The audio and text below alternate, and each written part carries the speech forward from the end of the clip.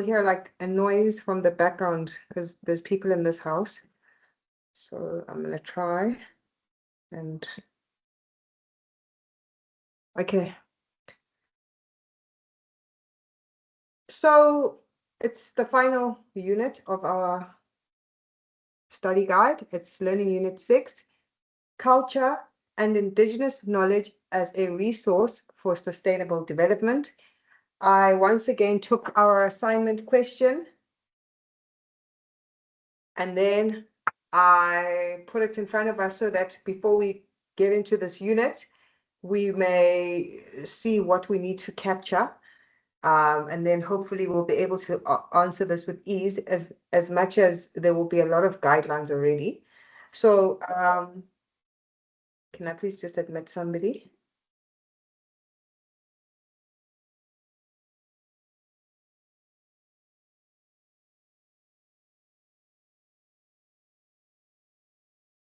Okay. So it says, evaluates the potential role that Indigenous knowledge can play in realizing the Sustainable Development Goals. What I like about this specific assignment or this unit itself is the readings that you're supposed to read are actually very short. So like you're looking at like 2 pages, 6 pages, you know, of information, and the language is a lot easier to pick up. It's more everyday language than your academic.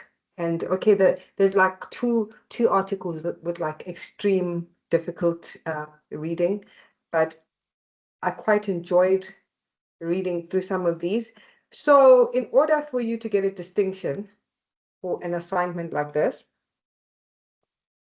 according to a generative summary, you need to firstly define Indigenous knowledge, and then you need to also mention Sustainable Development Goals, all right? And then you begin with your application, which is how you link the Indigenous knowledge to specific goals. Then you need to get into a critical evaluation because it told you to evaluate. So when you evaluate something, you need to discuss the strengths and its weaknesses. And then it guided us on where to read, which was Johnson, UNDG, Victor Mach, and Hosagraha, and Wright. And then you need to demonstrate insight, you know, in such questions where, for example, some of the themes that do come up is colonialism, from the content that you're going to read. So it's already helped us to establish the themes. It's like things like colonialism, power, Ubuntu, and cultural discourse, which is actually quite interesting how there's been so many definitions of culture. So it's quite complex to define it. And then the academic tone must be well argued. And then you need to okay, so you define Indigenous, you define sustainable, and then you state your argument. You state what are sustainable development goals and how you'd actually, how they help to promote Indigenous knowledge, etc. And then you need to basically bring in some content from notes like the Ubuntu philosophies, the cultural discourses, all the stuff that you're going to get from these articles. There's something you can grab from it. And then you need to state where there's rejections or, you know, where there's a polarity between the writers, if you can. So hopefully by the time we're done here, you're going to be able to do that. Okay, I'm going to skip this and I'm going to go to, okay, so I don't want to read too much. Okay, the final tip is, yes, use clear headings, refer to each reading at least once, include short quotations where you can, or paraphrase. It's better to paraphrase because then you're not plagiarizing. And then you link each point to an SDG. Whenever you argue, link it to an SDG, especially with regards to Indigenous knowledge. And make sure your evaluation is balanced. So it can't only be strengths, it has to be strengths and weaknesses. And then we begin our lesson. 6.1 is introducing culture as a key concept within the sustainable development debates. Hosagraha observed how culture is at the heart of the SDGs, mentioning particularly how culture contributes to safe and sustainable cities, decent work and economic growth, reduced inequalities, the environment, promoting gender equality and peaceful and inclusive societies. Diversity is also a key to SD. Different cultures should learn from one another in an open-ended and adaptive way. They should also be allowed to participate in the global arena to help find solutions to social and environmental problems. The global playing field is, however, not really open to everyone, and this problem is becoming increasingly serious as globalization gains momentum. In the process, valuable indigenous knowledge may be lost that could be vital for our survival.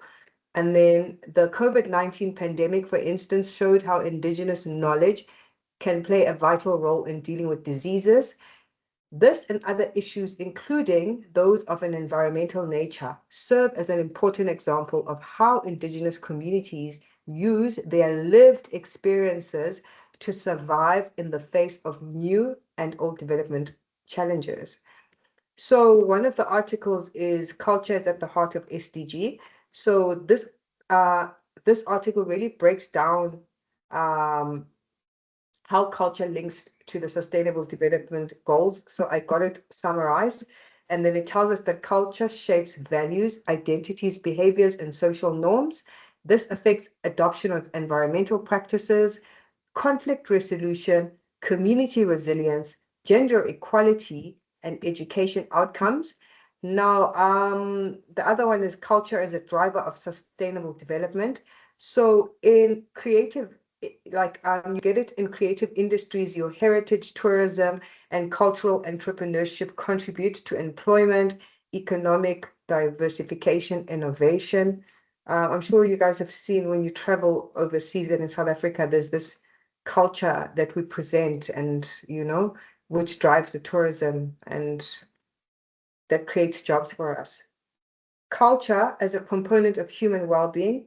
Cultural identity relates to heritage, traditions, and languages, which are crucial for social cohesion, inclusion, a sense of belonging.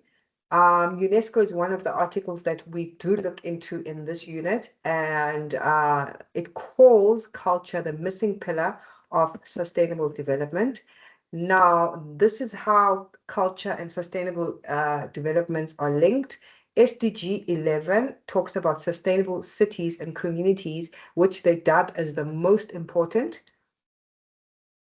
Target 11.4 says strengthen efforts to protect and safeguard the world's cultural and natural heritage.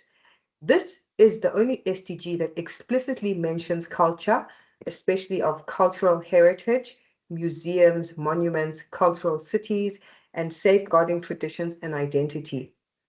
This is the main culture-focused SDG. Another one is education.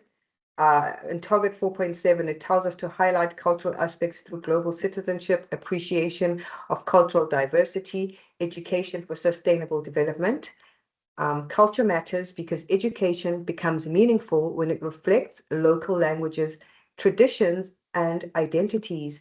Then SDG 5 is gender equality. Now, gender norms are culturally constructed. This SDG connects to culture through challenging cultural practices that reinforce inequality, transforming social norms and traditions, empowering women within cultural contexts. And then the SDG 10 speaks about reduced inequalities. Culture is central to protecting minority rights, preventing discrimination based on ethnicity, language, or religion, supporting cultural inclusion. Cultural recognition equals social equality. And then another one is SDG 16, which talks about peace, justice, and strong institutions. This SDG depends on several cultural factors, which is inclusion of indigenous cultures, respect for cultural diversity, and preventing conflicts arising from cultural or ethnic tensions. The other one, so it tells us that culture is a foundation for peaceful coexistence. That's SDG 16. Then 17 is partnerships for goals. Cultural cooperation is important for knowledge sharing, respecting local traditions in development projects, strengthening intercultural dialogue. Culture builds trust across nations and communities. And then there's indirect SDGs influenced by culture. Let's not look at those for now, but you can see for yourselves here, there's SDG 3, there's SDG 8, because there's so much to go through, SDG 12, and then here's a summary, the SDGs that explicitly or clearly reference culture, there they are. They've all been put nicely for you guys to screenshot that if you need to. And then now we move to the next section, which is your IKS in a globalized world. So we're discussing indigenous knowledge systems to the complex set of knowledge, skills, and technologies that have been developed around specific conditions in populations and communities indigenous to a particular geographical area. The knowledge, technologies, and skills are used by the specific community to interact with their social and physical environment. It has a software component that refers to the plans people use to operationalize their lives in a culture-specific context. It also refers to the hardware component, namely the tools and techniques that people use to rationalize their particular ideas. Some of this culture-specific info has evolved over thousands of years, and it is crucial that it not be lost. As globalization gains momentum, the question central to the debate on indigenous knowledge systems is around its relevance in achieving sustainable development. Added to that is also the notion that some cultures are more knowledgeable than others, and hence information on how to address sustainable development issues should come from the knowledgeable ones. In his work on Ubuntu and indigenous knowledge, Chibongodze explains what he sees as the major difference between Western and African views on environmental matters. The African perspective has always focused more on stewardship as opposed to custodianship. I found these terms very closely aligned. You might want to also look up the difference between these two because I struggled to separate them. Chibongodze notes that while Western philosophies on environmental conservation, such as that of Kant, promotes an individualistic moral obligation to conserve non-humans, African philosophy encourages a collective sense of While Western philosophies on environmental conservation, such as that of Kant, promotes an individualistic moral obligation to conserve non-humans, African philosophy encourages a collective sense of responsibility to conservation. Some scholars have argued that colonialism disrupted indigenous people's ways of being and knowing. White, for example, explains how settler colonialism works strategically to undermine indigenous peoples' social resilience as self-determining collectives. While it would have been easy for indigenous communities to return to their indigenous knowledge archives to relearn some of the ways in which to rationalize their lives, much of it has been forgotten or discarded. Indigenous knowledge is often context specific, and much information is lost when it is taken out of context. It is, however, important to also appreciate, as does Patterson, that cultural knowledge structures and practices are by no means the only ways in which we understand and experience our world. So we are first doing our first activity, which states that how can global knowledge and indigenous knowledge be made complementary? Reflect on this topic and write down notes based on the recommended readings.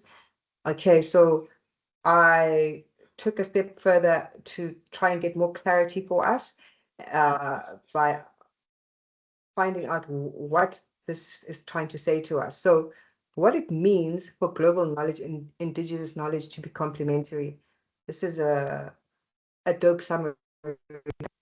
To say that global knowledge and indigenous knowledge are complementary means that each system of knowledge can strengthen, enhance, and fill the gaps of the other rather than replace or undermine it. Instead of seeing them as opposites, this view recognizes that both are valuable, and when integrated thoughtfully, they can produce more holistic, culturally grounded, and sustainable. They offer different strengths. Global knowledge provides scientific research, universal models and methods, modern technology, data-driven solutions. Indigenous knowledge provides deep local understanding, knowledge developed over generations, sustainable resource management practices, cultural, spiritual, and social insights. Complementarity means using both sets of strengths together. The second pointer is that they work together to solve complex problems. Many sustainability, development, and climate challenges are too complex to solve with only Western global science. Indigenous knowledge brings context-specific insights that make global approaches more relevant and effective. Here we have been given an example in water management. Global hydrological models may show rainfall patterns, but indigenous communities know which plants signal drought. They know how local rivers behave. They have traditional water harvesting techniques. So together they produce stronger, more resilient water governance. Now, and the third factor is of the complementarity respects the local context. So global knowledge often assumes universal solutions. Indigenous knowledge ensures cultural appropriateness, respect for local values, inclusion of people's lived experiences. This leads to policies that people actually accept and adopt, especially in the global south. The fourth pointer is that each knowledge system fills gaps in the other. Indian and African indigenous systems often include ecological ethics, community participation, relational views of land and water. These are sometimes missing in global technocratic approaches. Global systems bring structural policy frameworks, scientific verification, advanced technologies. Together, they produce balanced and practical solutions. The other one is that it avoids Eurocentric bias in development. So when there's complementarity, many scholars argue that SD has been too Eurocentric. Complementarity challenges this by giving equal value to the global South's knowledge systems. It is a form of decolonizing knowledge, allowing indigenous perspectives to shape the development agenda rather than being treated as backward or inferior. So let's now think out of the box. What are examples of complementarity? Now we are doing the assignment, but we're doing it in our heads. So this, not the assignment, the self-activity. So if you give an example, for example, they've given us an example about sustainable agriculture. So they're telling us that indigenous seed varieties, and then if you mix that together with modern soil science, it results in climate resilient farming. And then in health, if you're using traditional herb knowledge and biomedical research, which leads to culturally acceptable healthcare. In climate change adaptation, it could be using satellite data and indigenous weather indicators. I think you'd have to find out what are indigenous weather indicators. And then which improved accuracy of early warning systems. So no, we're not wanting the definition. We just wanted to expand our understanding of what the question wanted. So now I wanted to advise that you try and read up more about global knowledge, the definition, find the e-reserve, and also the definition of indigenous knowledge from any random e-reserve, so that you have credible backup reference as opposed to just generalizing and just speaking out your head or out of your knowledge, especially when you need to answer a question using those key terms. Okay, so now I've gone the extra mile again, and I've used generative understanding of what is global knowledge. So global knowledge refers to formal scientific. This may not be what you present. You need to present your own. That's why I've made it clear that you need to find your own definition. But here it refers to formal scientific and internationally shared knowledge systems that are produced through research, global institutions, academia, and standardized methodologies. It is typically universalist, applies across many contexts. Scientific, technical, built through Western scientific methods, documented and codified. It is published in journals, policies, global reports, and it is connected to global governance systems such as the UN, World Bank, WTO. And then it gives us examples of the type of global knowledge systems, climate science, global economic models, SDG frameworks. That's global knowledge, international development policy, modern medicine, etc. Now let's move to indigenous knowledge. So indigenous knowledge, so indigenous knowledge here refers to the local place-based knowledge systems developed by indigenous communities over generations through lived experience, oral traditions, cultural practices, and intimate interaction with their specific ecosystems.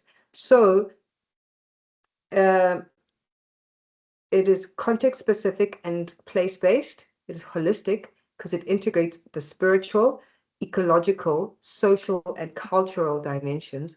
It is passed through oral traditions, rituals, and practice. And it is adaptive, shaped by long-term observation and survival strategies. And also it is intergenerational. And examples of it are traditional farming systems, example, terracing and intercropping, indigenous water harvesting methods, weather prediction through natural signs. So does that mean like if they see certain birds or something, or if there's no birds completely and no animals in sight, maybe there's a sign that something bad's going to happen, something like that. Traditional healing and plant medicine, sustainable land use customs, community governance systems. So indigenous knowledge is essential for sustainability because it carries deep ecological understanding, cultural values, and long-term adaptation strategies rooted in lived experiences. Okay, then we skip here. Trying to find the... Okay, so now we were supposed to have gone through all these e-reserves. So I took time, and at least I tried to get summaries for you guys so that you would know what is what. So this first article is called The Deficit Thinking in South Africa's Water Allocation Reform. It is a cultural, most of these e-reserves are cultural. So you might need to look up more indigenous knowledge just on their own. An article about indigenous knowledge. Okay, so this article highlights that global knowledge systems often dismiss indigenous knowledge, framing it as inferior or irrelevant, particularly in post-colonial contexts like South Africa. To make these systems complementary, the following approaches are suggested. Incorporate indigenous philosophies, Ubuntu values, which emphasize harmony, relationality, and human-nature relationships, can inform global frameworks to ensure reform strategies are culturally grounded and inclusive. The second one is to challenge deficit thinking. Reform strategies should avoid deficit thinking, which assumes inherent deficiencies in indigenous practices. Instead, they should recognize the historical and socio-political context that shaped current inequalities. And then the other one is decolonial epistemic approach. A decolonial approach can critique and reshape global knowledge systems to integrate indigenous perspectives, ensuring that reform agendas do not perpetuate cultural imperialism or inequalities. And lastly, to recognize indigenous environmental practices. Indigenous methods of environmental conservation, such as respecting land and water through traditions and taboos, should be valued and integrated into global systems. By valuing and integrating indigenous knowledge into global systems, a more equitable and effective approach to resource management and reform can be achieved. So that was what that article was about. So now what I did was I took the author's words so that I could confirm that it was factual, that whatever was spoken now in the summary matches. And this is how I verify. It did speak about, okay. I don't know if you guys want to quickly look at these while I scroll slowly. You'll find these in the article. So please go back to the article and just take 3 or 4 quotes to back up your argument. The article argues that indigenous knowledge rooted in Ubuntu values promotes harmony with nature and environmental conservation. It challenges deficit thinking that dismisses indigenous practices and emphasizes the need to recognize their role in sustainable resource management. Okay, so the article speaks about the Ubuntu philosophy, which is Ubuntu values, however, remain the foundations of that which denotes an African way of being and knowing. It is also supposed to challenge any threats to harmony, such as prejudice, which comes with gender, nationality, racial, and ethnic differences. It discusses cultural discourse studies, which is motivated by the need to dispel the myth that comes from West-centric approaches to discourse that presents a monolithic worldview while denying other cultures their relevance. And then it also does the environmental concerns and indigenous knowledge. It assumes that in the absence of formal education on sustainability and ecology, people are therefore ignorant, downplays the efficacy of indigenous knowledge as imparted through Ubuntu value. I think you kind of understand what this article is about now. Now, this article was a bit complex to read. This Chibongodze, this is the one which is quite complex, but it's also fruitful. It says Ubuntu is only about human, and then that's the role of African philosophy and ethics in environment management. So this paper shows that the transference of Ubuntu into environmental management practices and ethics has depended on the adoption of indigenous knowledge systems. That's the reference. So the abstract tells us that the paper emphasizes the understanding of Ubuntu as an intimate relationship between humans and the natural environment. Indeed, the epitomization of Ubuntu centers on the consolidation of the human, natural, and spiritual tripartite. The paper shows that such a tripartite relationship allows Africans to transpose their Ubuntu-ness, humanness, and moral obligations, not only to their fellow human beings, but also the surrounding natural environment, including wildlife. Despite the usefulness of Ubuntu in the conservation of natural environments, the paper questions its effectiveness, particularly in a capitalist and urbanized society where Africans are continually alienated from the natural environment. And then it tells us that Ubuntu is commonly understood to mean that the humanity of an individual is only complete if it reaffirms that of others, and then it recognizing the humanness of others, an individual activates a sense of collective personhood that imbues ethos of respect, tolerance, sharing, empathy, and love for a fellow human being. The paper is in 3 parts. It interrogates philosophical underpinnings of the community-based natural resource management. And then, yeah, you can, I just want to see sections that will help you to answer the assignment. Okay, so here, as you can see, it talks about the criminalization of African hunters. It seems to relate to the anthropocentric rationality of denial and backgrounding identified by Plumwood.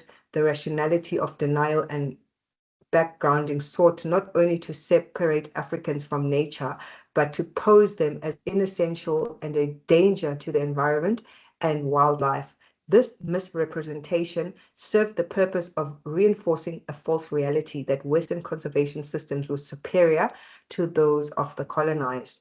And there's also an part of the article talks about the racialization of ecology was achieved by establishing a hegemonic relationship between the ruler and the ruled, and to deny and discredit indigenous knowledge systems. So he has his own arguments about, I guess, the Western systems, how they try to discredit and criminalize the indigenous knowledge. You'll find all of that stuff in this article.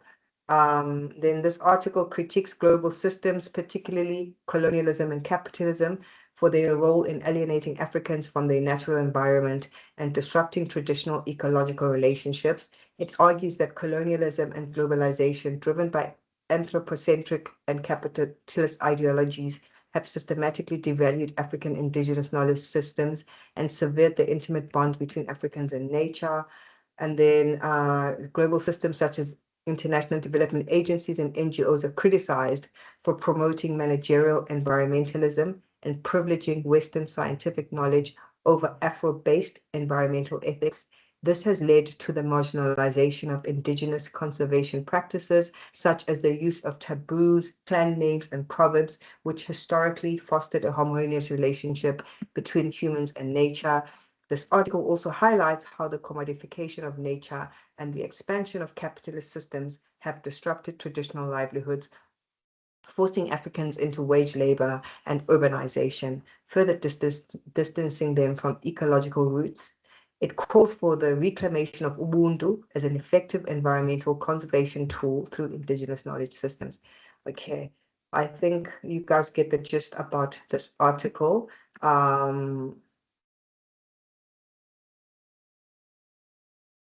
Okay, let's go to the next article, which was by Islam. This article talks about indigenous or global knowledge for development, experiences from 2 NGOs in Bangladesh. You see, it's also short, it's only 9 pages. There is a crucial debate whether indigenous knowledge or global knowledge is more important for a country's social development. This is widening over time, and it is now recognized that indigenous knowledge is much more essential for sustainable development. This paper looks this issue with 2 communities, the blacksmiths and the goldsmiths of the 2 NGOs in the Bangladesh. This paper finds that indigenous knowledge in Bangladesh is very valuable, but the quality of indigenous knowledge among the blacksmiths and goldsmiths is very poor. That needs to modernize through liquefying global knowledge for social development. Okay, and then this one, the article by White, was discussing the settler colonialism. This article was telling us that settler colonialism is a form of domination that violently disrupts human relationships with the environment. Settler colonialism is ecological domination, committing environmental injustice against indigenous peoples and other groups, focusing on the context of indigenous peoples facing US domination. This article investigates philosophically one dimension of how settler colonialism commits environmental injustice. When examined ecologically, settler colonialism works strategically to undermine indigenous peoples. Social resilience as self-determining collectives. To understand the relationships connecting settler colonialism, environmental justice, and violence, the article first engages Anishinaabe intellectual traditions to describe an indigenous conception of social resilience called collective continuance.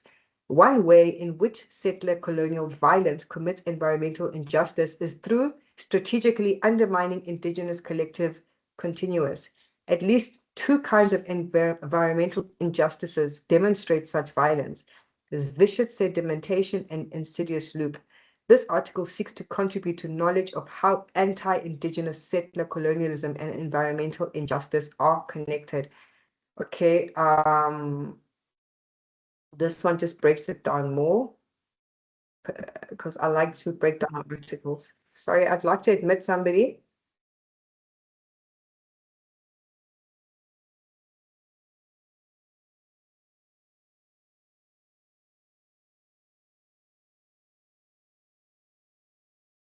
Just admitting somebody.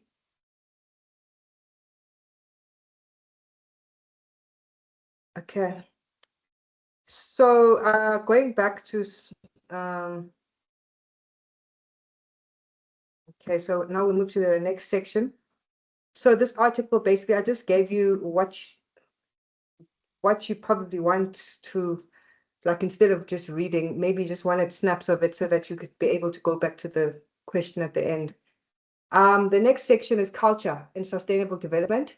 And then luckily all these e-reserves, they're all short, most of them, but there's a lot about culture. So yeah, hopefully in the exam they can ask us a question about culture and sustainable development, because then that's going to be a nice one. What role does culture play in development and sustainable development in particular? Perhaps the starting point should be, what is culture in the first place? For scholars such as Patterson and Wright, culture is not a concept that can be easily defined, and historically it has not necessarily been a natural term. Culture does have a range of definitions, from simple to complex. A complex definition is provided by Patterson, who defines culture as the conjugate product of two reciprocal componential processes, a definition which still leaves one wondering as to what culture is. Wright provides a history of how the confusion on the meaning of the concept came about, especially when discussed in a language many would not have done before. Among the many debates or discussions on what culture is, Wright shares the social definition, whereby Tyler describes culture as a complex whole which includes knowledge, belief, art, morals, law, custom, and any other capabilities and habits acquired by man as a member of society. And then according to Wright, this socially based definition of culture was rejected by Boas, whose view was that historical developments such as environmental conditions and how a group of people responded to these determined people's cultures. While there is a lot more to culture and the debates surrounding its definition and conceptualization, marrying together the social and historical foundations of thinking about culture may be enough for the understanding of culture and sustainable development in this module. I'm just admitting somebody. Okay. So just make mental notes that, they could ask you around controversies around the conceptualization of culture. Just giving an example, because why there's so many culture documents. Okay, where was I? Okay, while there's a lot more to culture and the debates surrounding its definition and conceptualization, marrying together the social and historical foundations of thinking about culture may be enough for the understanding of culture and sustainable development. In addition, Johnson's 2013 proposal to think in terms of cultures rather than simply culture helps in the appreciation of the diversity of groups identifying with particular cultures. In the formulation of the MDGs and the SDGs, culture was not explicitly stated. However, discussions around these two development agendas show recognition of culture as a catalyst for the achievement of development goals. The United Nations Development Group, for instance, states that the dialogue on culture and development emphasized that community participation and ownership rooted in local culture are instrumental in including for environmental protection, for sustainable urban development, and for gender equality and women's empowerment. There are, however, others who offer caution on the idea of culture being a catalyst for development, pointing out how culture can actually be a constraint to development. You see here, guys, there's pros and cons to some people. Some people see it as a constraint, some people see it as a pro. While culture may not have been stated in the MDGs and SDGs, it has always been in existence. The question then becomes, what was holding back country A, B, C, or D in achieving the MDGs? Or did country Y, X, Y, Z manage to accomplish their goals because of their culture?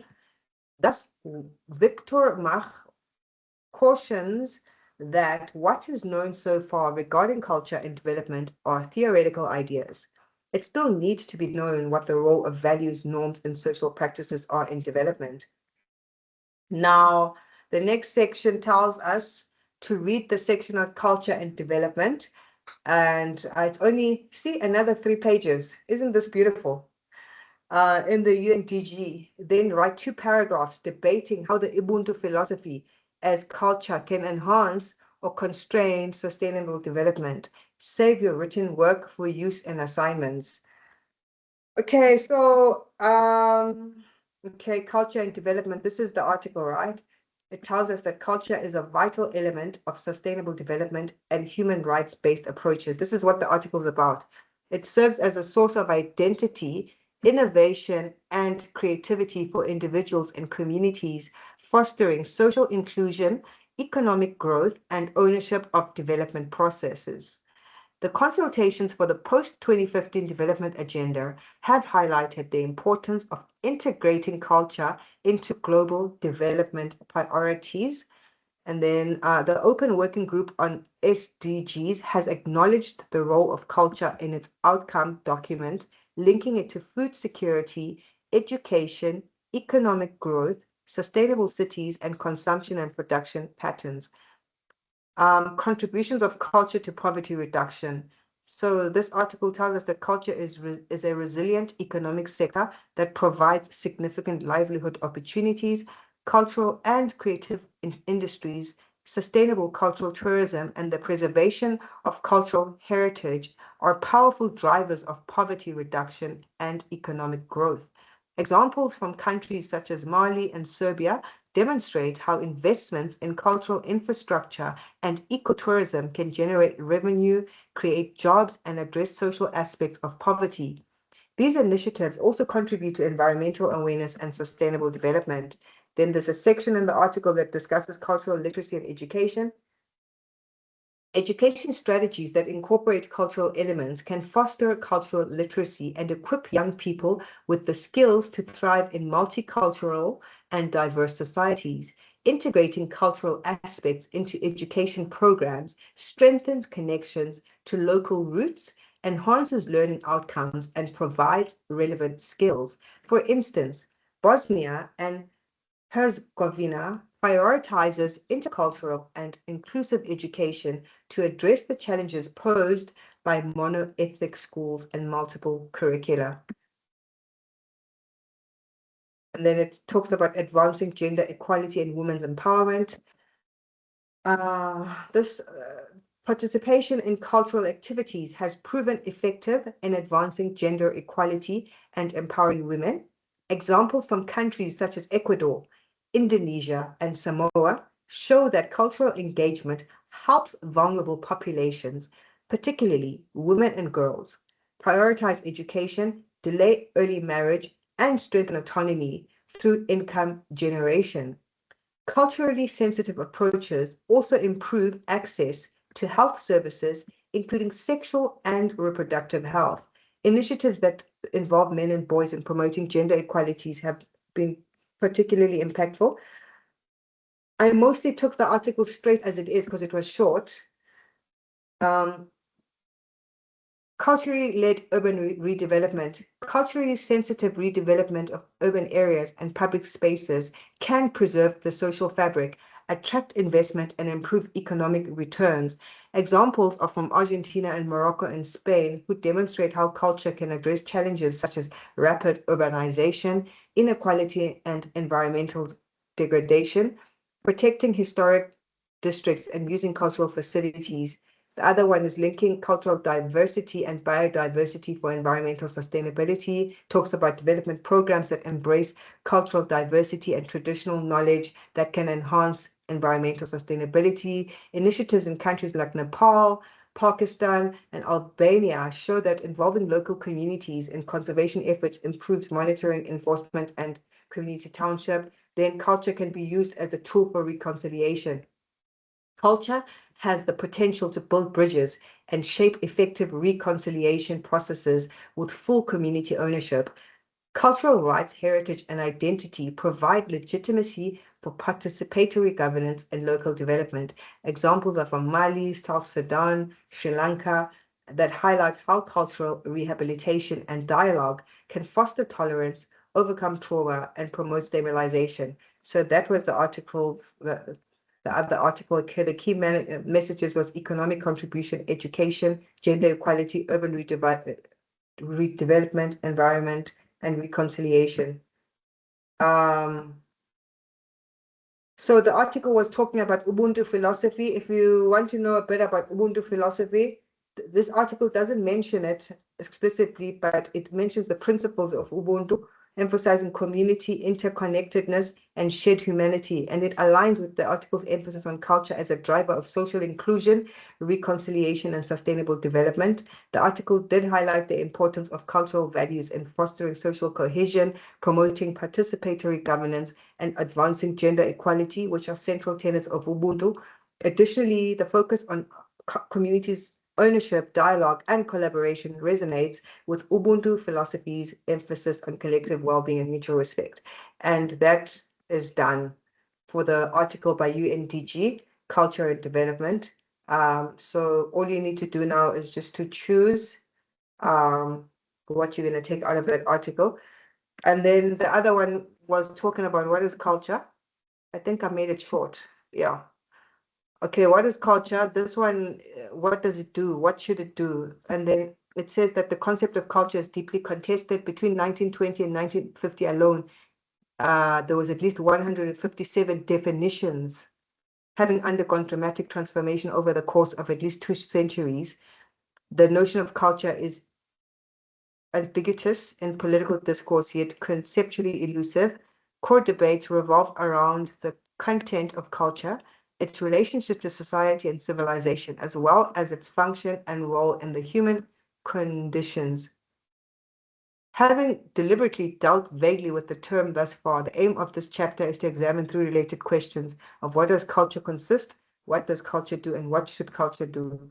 So this chapter explores what culture is, what it does, and what it should offer, what it should do, which offers a detailed analysis of different perspectives. Its main argument is that culture should be understood as a set of institutions and meanings that shape human well-being, and it should serve on 3 core values: solidarity, equality, and non-domination. So yeah, so telling us that it has multiple meanings. So this, and then it's got its own meaning and interpretation. So this article is quite good when you want to look at culture from like from anthropologists and other people who define it. I think this article will speak to that. And I skip the rest of this. And then, okay, we've already heard about the UNDG article. Then there's the Victor Mach article. This article its title is "What Role for Culture in the Age of Sustainable Development?" So what role does culture play in the age of sustainable development? The article presents the nuanced role of culture in the SD agenda of the United Nations, highlighting the contribution of UNESCO. While UNESCO has been engaged in intersections 10 between culture and development, between culture, I made a mistake, and development since 1980s when the World Decade for Cultural Development was proclaimed. Okay, let me simplify this whole article for you. So this article basically tells us about the historical context of culture and development. This article begins by tracing the historical background of the culture development nexus. After World War II, UNESCO was established with a mandate to promote peace, justice, and equality through education, science, and culture. And then it tells us that while culture was recognized as a transformative force, early UNESCO conventions primarily focused on safeguarding tangible and intangible cultural heritages, such as monuments, traditions, and local knowledge. However, these efforts were not explicitly linked to development until the 1980s, when UNESCO launched the World Decade for Cultural Development. This initiative aimed to promote the idea that culture is essential for human development, emphasizing its role in poverty, alleviation, education, health, and security. Identity. Here in this article, it shows us that there's a shift to sustainable development. This article explains how the shift from the MDG goals to SDG goals marked a significant change in the global development paradigm. Unlike the MDGs, which were rooted in human development framework focused on poverty, education, and health, the SDGs introduced a broader vision of sustainability encompassing economic, social, and environmental dimensions. This shift provided an opportunity for UNESCO to advocate for the inclusion of culture as a key element of SD. UNESCO's advocacy during the SDGs negotiation process involved lobbying for the recognition of culture as a missing pillar of sustainability. Remember, we mentioned this missing pillar right in the beginning of this book, this chapter. The organization argued that culture is not only a unique dimension of sustainable development, but also a driver and enabler of sustainability. UNESCO emphasized the importance of cultural diversity, heritage, and creative industries in addressing global challenges such as poverty, climate change, and urbanization. Okay, and then UNESCO's approach to culture and sustainability. I'm just going to read just the headline: culture as a separate dimension of sustainable development. They say that it treats culture as the fourth pillar of sustainability alongside economic, social, and environmental dimensions. And then the other factor is culture as a driver of SD. In this approach, culture is seen as a development asset that contributes to economic growth, social inclusion, and environmental. Have you seen how the terms now have totally evolved? They all are on the central theme: social, environmental, economic, as opposed to the old school MDGs, which just spoke about health and, and then there's challenges and tensions. So this, despite UNESCO's efforts, the article notes that culture is not explicitly included as a standalone goal in the SDGs. While some targets mention culture in relation to education, tourism, and heritage, the overall role of culture in SD remains limited. The article highlights several challenges, including the lack of consensus on the definition of culture, resistance from some countries, and tension between different narratives about the role of culture in development. For example, the economic focus on cultural and creative industries may conflict with the goal of preserving cultural diversity, as market-driven approaches could prioritize profitable cultural elements over others. So remember, the essay question has to do with indigenous knowledge and sustainable development. So this article directly links indigenous knowledge to sustainable development by emphasizing its role in addressing environmental challenges and promoting sustainability. Indigenous knowledge, which includes traditional skills, practices, and worldviews, is highlighted as a valuable resource for combating climate change, building resilience to disasters, and promoting environmental sustainability. For instance, the Hangzhou Declaration specifically mentions the importance of safeguarding traditional knowledge and skills, particularly those of indigenous communities, as part of sustainable development strategies. And UNESCO advocates for the inclusion of cultural rights for all, with a special focus on minorities and indigenous peoples. It recognizes that indigenous knowledge systems, shaped by centuries of interaction with local ecosystems, offer innovative solutions to contemporary challenges such as climate change and resource management. By integrating indigenous knowledges in development policies, UNESCO aims to create more context-sensitive and effective strategies that respect cultural diversity and local traditions. In conclusion, this article underscores the importance of culture, including indigenous knowledge, in achieving sustainable development. While UNESCO has made significant progress in advocating for the integration of cultural factors into global development frameworks, challenges remain in fully mainstreaming culture as a central element of sustainability. Further research and practical efforts are needed to assess the real impact of cultural approaches, including indigenous knowledge, on sustainable development outcomes. Now, my favorite article was the Hosagraha, this one, which is the UNESCO article. So these are just verbatim from my note. These are my notes. But okay, let me see.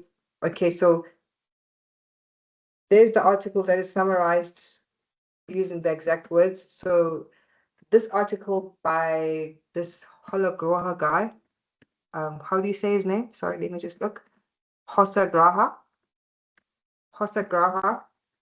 Here's the summary of the article. So it tells us that culture is who we are and what shapes our identity. Placing culture at the heart of development policies is the only way to ensure a human-centered, inclusive, and equitable development. Within the framework of the Sustainable Development Goals adopted in September 2015 by the United Nations, the International Development Agenda refers to culture for the first time. This has been lauded by UNESCO as an unparalleled recognition. The safeguarding and promotion of culture is an end in itself, and at the same time, it contributes directly to many of the SDGs. Safe and sustainable cities, decent work and economic growth, reduced inequalities, the environment, promoting gender equality, and peaceful and inclusive societies. The indirect benefits of culture are accrued through the culturally informed and effective implementations of the development goals. Then the SDGs enshrine a conceptual shift in thinking about development beyond economic growth, envisioning a desirable future that is equitable, inclusive, peaceful, and environmentally sustainable. This bold vision demands creative approaches beyond the typical linear and sectoral ones that most countries have been used to in recent decades. Cultural heritage, both tangible and intangible, and creativity are resources that need to be protected and carefully managed. They can serve both as drivers for achieving the SDGs as well as enablers when culture-forward solutions can ensure the success of interventions. So this goes on to talk about inclusive cities. They talk about adaptive reuses. They talk about the culture for diversity.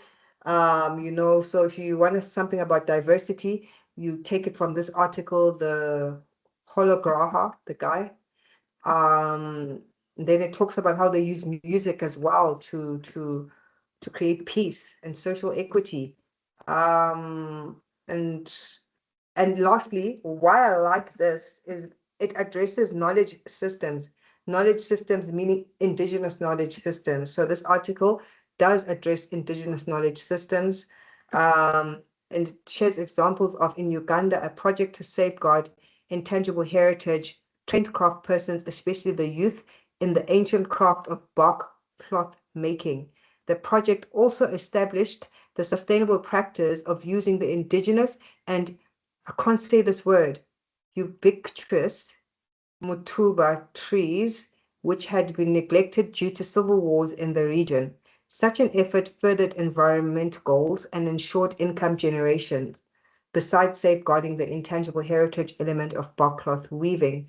The knowledge systems and environmental management practices of indigenous and local people provide insights, enabling better management of ecological challenges, preventing biodiversity loss, reducing land degradation, and mitigating the effects of climate change. Culture, particularly traditional knowledge, also contributes to resilience and recovery in the case of natural disasters. And then the framework for the 2030 agenda, in spite of all the references to culture, has not adequately recognized culture's significant contribution to the implementation of the SDGs. The precise role and impact of culture on sustainable development needs to be systematically studied, measured, and operationalized. As the implementation of SDG moves forward, further work is necessary to build a systemic and measurable evidence. We don't go into the other one, because it's not part of the assignment. All these articles that I'm reading, they are the articles you're supposed to read for your assignment 6. That's the relevance of them. Wright talks about the politicization of culture. So the article by Susan Wright explores how the concept of culture has been used and transformed in various domains, including politics, corporate management, and development. It examines the shift from older anthropological ideas of culture, viewing it as a static bounded entity with defined characteristics, to newer understandings of culture as a dynamic, contested process of mean-making influenced by power relations. The politicization of culture refers to the ways in which the concept of culture is used as a political tool by decision makers, politicians, and organizations to shape ideologies, reinforce exclusion, and influence public policy. This article highlights how culture has been appropriated and redefined in different contexts, such as the British politics, corporate management, and international development, often to serve the interests of those in power.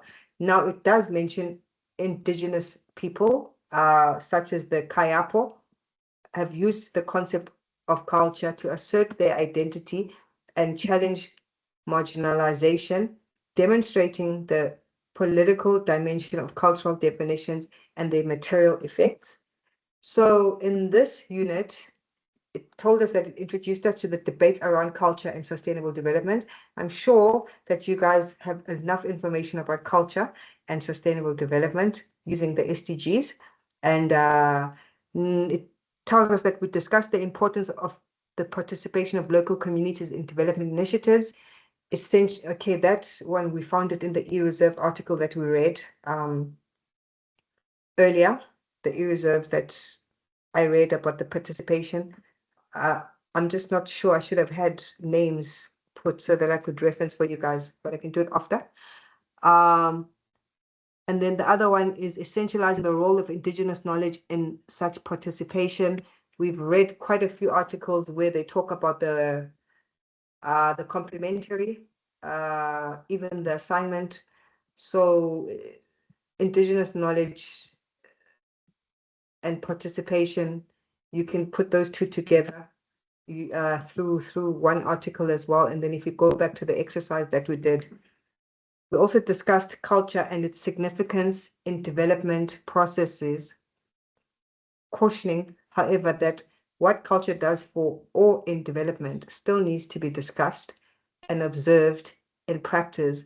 So we can say with confidence that culture indeed does play a huge role in development in general and sustainable development in particular. And that was the end of the chapter. I think for me, if you can focus on this, right, based on the fact that the articles are short, I just want to go back to the beginning. Can I just scroll up? Based on the fact that the articles are short, okay, let me stop scrolling. It would be easier to prep for this unit. And I know that we've discussed quite a few. I don't know how you guys feel about this chapter.